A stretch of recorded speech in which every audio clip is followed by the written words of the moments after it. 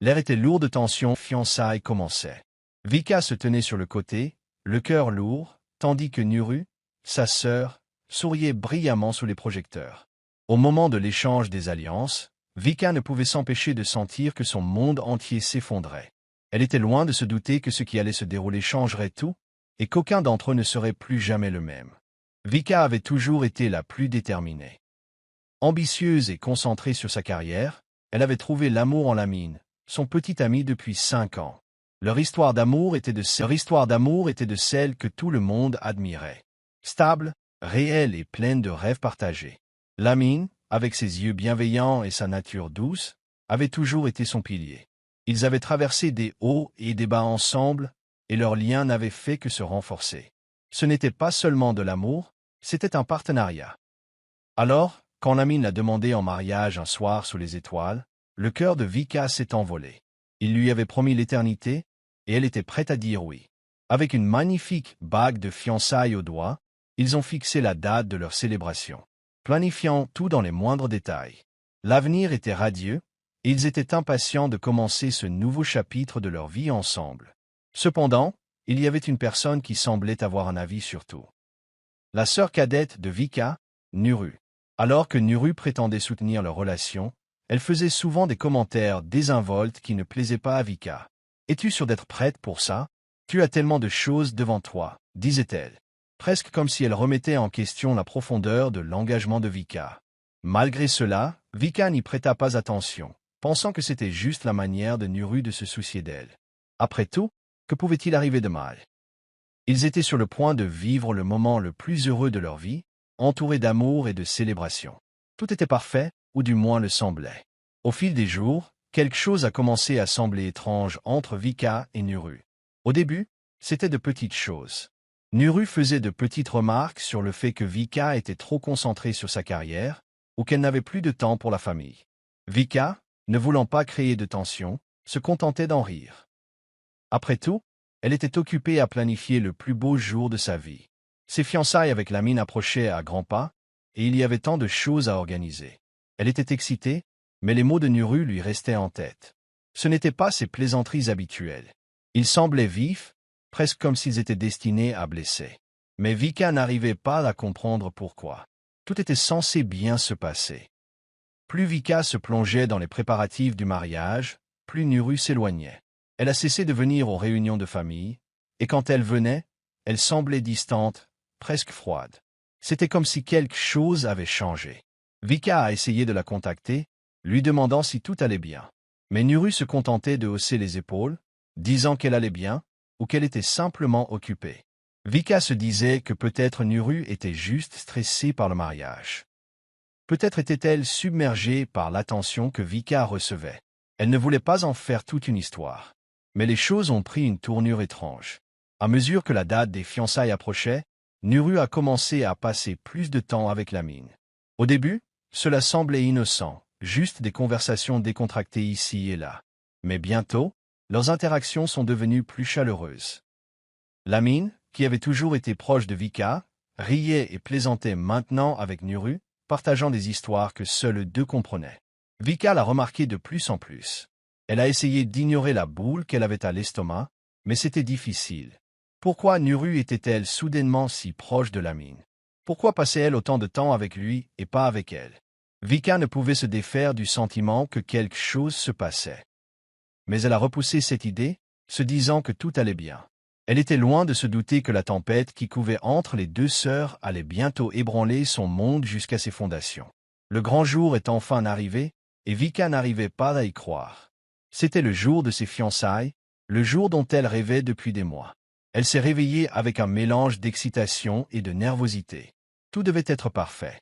C'était le début de son éternité avec Lamine. Elle avait passé tant de temps à planifier chaque détail, s'assurant que rien ne se passe mal. Vika était prête à s'avancer vers l'amour de sa vie. Mais au fur et à mesure que la matinée avançait, elle se sentait un peu anxieuse. Il y avait encore des détails de dernière minute à régler, mais elle était convaincue que tout irait bien. Nuru, sa sœur, avait agi de manière un peu distante, mais aujourd'hui, elle semblait désireuse d'aider. Elle a proposé de s'occuper de quelques finitions, et Vika, faisant confiance à sa sœur, a accepté.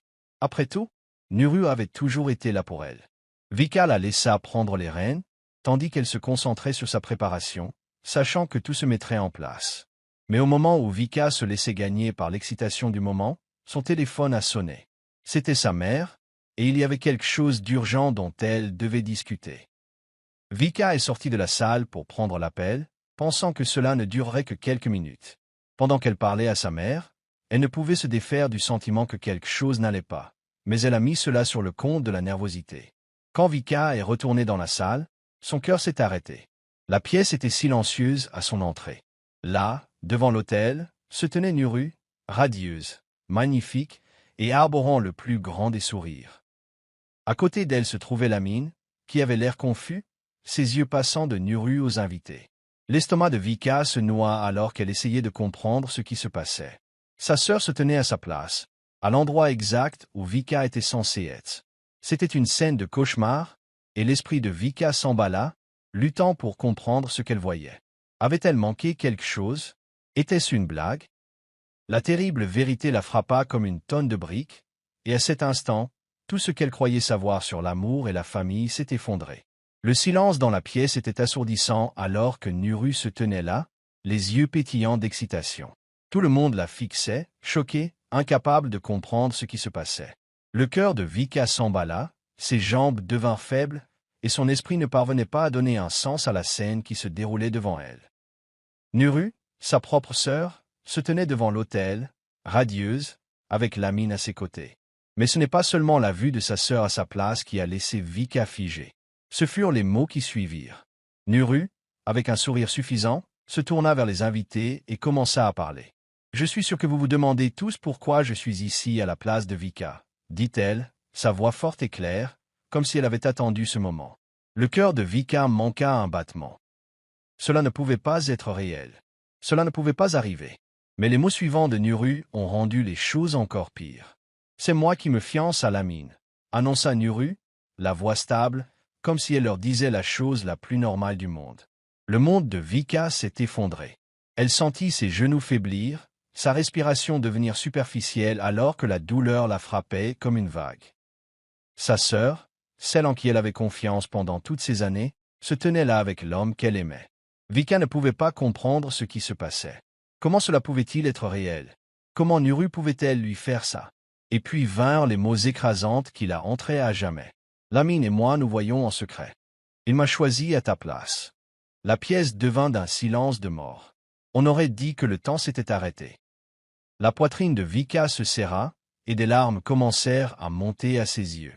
Mais elle ne parvenait pas à pleurer. Le choc était trop grand. Elle se tenait là, devant tout le monde, humiliée, le cœur brisé en 1000 morceaux. Elle voulait crier, s'enfuir, mais son corps refusait de bouger. Son esprit essayait encore de comprendre la trahison. Depuis combien de temps cela durait-il? Comment Nuru, sa propre chair et son propre sang, pouvait-elle faire quelque chose d'aussi cruel? Les invités murmuraient avec incrédulité, jetant des regards entre Vika et Nuru. Certains étaient choqués. D'autres essayaient de donner un sens à la situation. Mais Vika restait immobile, son monde entier s'effondrant autour d'elle. La douleur, la confusion, la trahison. C'était trop à supporter. Tout ce qu'elle pensait savoir sur l'amour, la famille et la confiance venaient d'être brisés devant tout le monde. Vika n'a plus pu se retenir. Des larmes coulaient sur son visage alors qu'elle se tournait et sortait en courant de la salle, son cœur ayant l'impression d'être déchiré. Elle se moquait de qui la regardait. Les invités, les chuchotements, les regards insistants. Rien de tout cela n'avait d'importance maintenant. Tout ce qu'elle pouvait ressentir était la profonde douleur de la trahison. Sa propre sœur, Nuru, et l'homme qu'elle aimait de tout son cœur, Lamine, l'avaient détruite devant tout le monde. Chaque pas qu'elle faisait loin de cet endroit semblait lourd, comme si elle portait le poids de son cœur brisé sur ses épaules. Elle se retrouva dans une rue calme, loin du bruit de la célébration qui n'était plus pour elle. Elle tomba à genoux, sanglotant de manière incontrôlable. « Pourquoi? Pourquoi m'ont-ils fait ça ?» murmura-t-elle à travers ses larmes. Son esprit tournait en rond. Nuru, son propre sang, lui avait volé l'homme qu'elle aimait. Et Lamine, celui qui lui avait promis l'éternité, avait choisi sa sœur à la place. La douleur était vive, et elle devenait plus profonde à chaque pensée. Alors que Vika pleurait, son esprit commença à tout rejouer. Elle commença à se souvenir de tous les petits moments qu'elle avait ignorés. Les fois où Nuru faisait des commentaires étranges sur le fait qu'elle était trop occupée par son travail. Les moments où Lamine semblait distant. Les regards secrets entre eux qu'elle pensait ne rien signifier. Maintenant, tout prenait sens. Elle avait été trop confiante, trop aveugle pour voir ce qui se passait juste sous ses yeux. Elle s'en voulait. Était-ce sa faute d'avoir trop cru aux gens, d'avoir aimé trop profondément? Les questions lui déchiraient l'âme. Elle pensa à la façon dont la jalousie de sa sœur avait lentement emporté tout ce qui lui était cher. Son amour, son bonheur, sa confiance. Vika avait l'impression de n'avoir plus rien. La douleur de la trahison était pire que tout ce qu'elle avait jamais connu. Elle serra fort ses genoux, pleurant encore plus fort en se sentant complètement seule au monde. Les personnes en qui elle avait le plus confiance s'étaient retournées contre elle, et maintenant elle devait ramasser les morceaux de son cœur brisé. Chaque larme qui tombait était un rappel de sa douleur, et chaque souffle qu'elle prenait semblait lourd de tristesse. Vika ne savait pas comment elle allait avancer, mais à ce moment-là, tout ce qu'elle pouvait faire était de pleurer et de laisser sortir la douleur. La nouvelle de ce qui s'est passé aux fiançailles se répand rapidement. Avant même la fin de la journée, toute la famille est au courant. Tout le monde en parle, et la maison est remplie de chuchotements et de disputes. Certaines personnes n'arrivent pas à croire ce que Nuru a fait, tandis que d'autres sont tout simplement trop choquées pour dire quoi que ce soit. La mère de Vika, au lieu de réconforter sa fille au cœur brisé, essaie de trouver des excuses à Nuru. Elle dit, une femme doit faire ce qu'elle doit faire par amour. Peut-être que c'était écrit.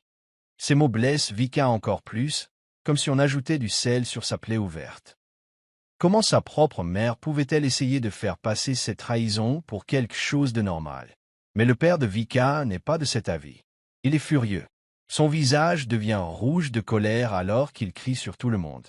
Il ne peut pas croire que sa propre fille, Nuru, ait pu faire quelque chose d'aussi honteux. C'est une honte, hurle-t-il en frappant la table de sa main. La tension dans la maison s'épaissit, et tout le monde ressent le poids du lien familial brisé. Vika, encore tremblante de tout ce qui s'est passé, rassemble ses forces et décide d'affronter Nuru directement. Elle trouve sa sœur assise calmement dans sa chambre, comme si de rien n'était, les larmes aux yeux et la voix tremblante. Vika demande, « Pourquoi, Nuru? Comment as-tu pu me faire ça? Je te faisais confiance. Je t'aimais. Tu étais ma sœur. » Elle espère des excuses, même un peu de culpabilité. Mais Nuru la regarde avec des yeux froids, sans une once de regret. Elle dit simplement, « Je mérite aussi le bonheur, Vika. C'est mon tour maintenant. » Ces mots frappent Vika comme une gifle. Son cœur se brise à nouveau. Il n'y a plus de chaleur, plus d'amour entre elles. Le lien sororal qu'elle partageait autrefois a disparu, remplacé par l'amertume et la douleur.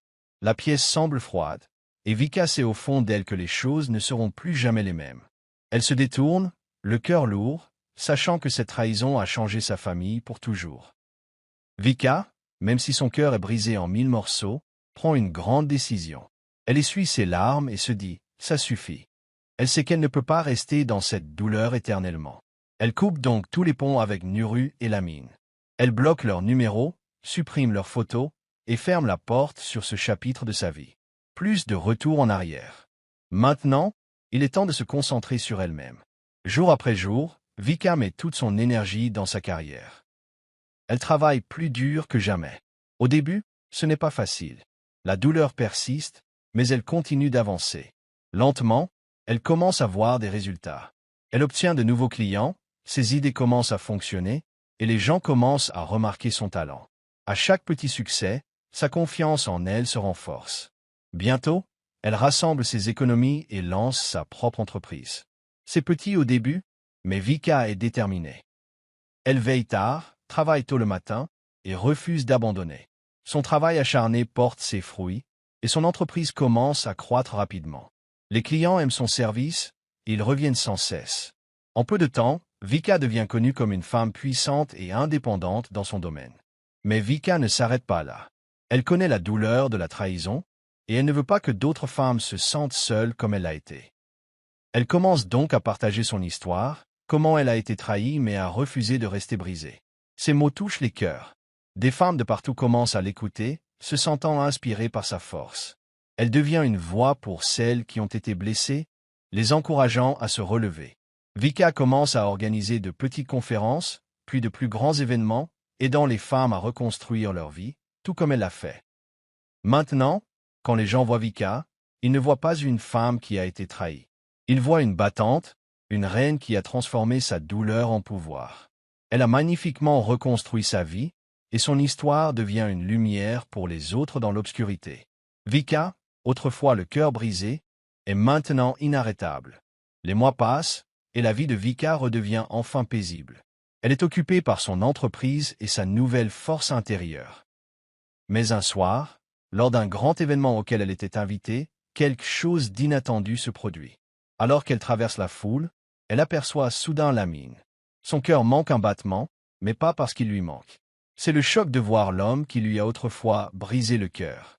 Lamine se précipite vers elle, l'air fatigué et triste. Ses yeux sont remplis de regrets. Il commence à s'excuser encore et encore, là, devant tout le monde. Il dit « Vika, je suis tellement désolé. J'ai fait une terrible erreur. S'il te plaît, écoute-moi. » Vika reste immobile, le visage calme mais le cœur sur la défensive. Lamine avoue alors quelque chose qui la choque. Il dit que depuis ses fiançailles avec Nuru, sa vie est misérable. Il n'a pas trouvé la paix, pas même un seul jour. Il admet que Nuru l'a manipulé, a joué avec son esprit et l'a forcé à la choisir plutôt que Vika. Il dit qu'il a été faible et stupide, et qu'il en paie maintenant le prix. Les mots de Lamine se déversent comme un barrage rompu. Il dit à Vika que Nuru n'est plus la femme douce qu'il pensait qu'elle était. Elle a complètement changé.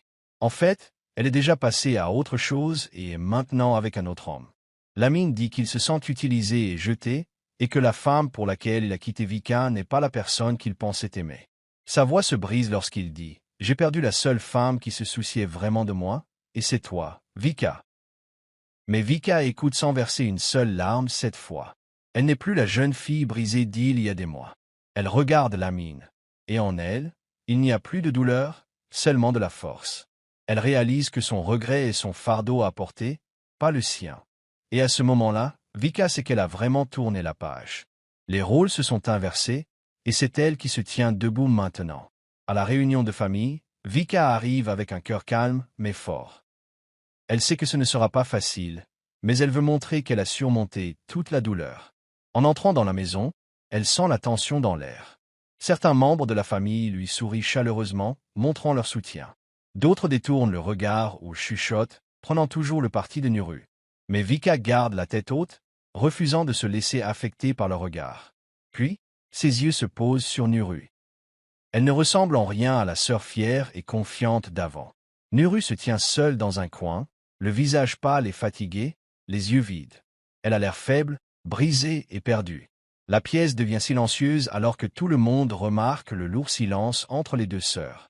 Soudain, les lèvres de Nuru tremblent, et des larmes commencent à couler sur ses joues. Devant tout le monde, elle tombe à genoux et s'écrie « Vika, je suis désolée. J'ai tout détruit. J'ai laissé la jalousie me contrôler. » Toute la salle est stupéfaite. Personne ne s'y attendait. Même ceux qui soutenaient Nuru ont l'air choqués et confus. Nuru continue, la voix tremblante. Elle dit qu'elle a toujours été jalouse de Vika, jalouse de son succès, de sa gentillesse et de l'amour qu'elle avait avec Lamine. Elle admet que son insécurité l'a poussée à faire l'impensable, à voler le bonheur de sa sœur juste pour se sentir mieux dans sa peau. Mais maintenant, après avoir tout perdu, sa relation avec Lamine, sa paix, et même son propre respect, elle voit enfin les dégâts qu'elle a causés. Alors que Nuru sanglote bruyamment, certains membres de la famille se mettent à pleurer aussi. Ils n'avaient jamais su que la vérité était si profonde.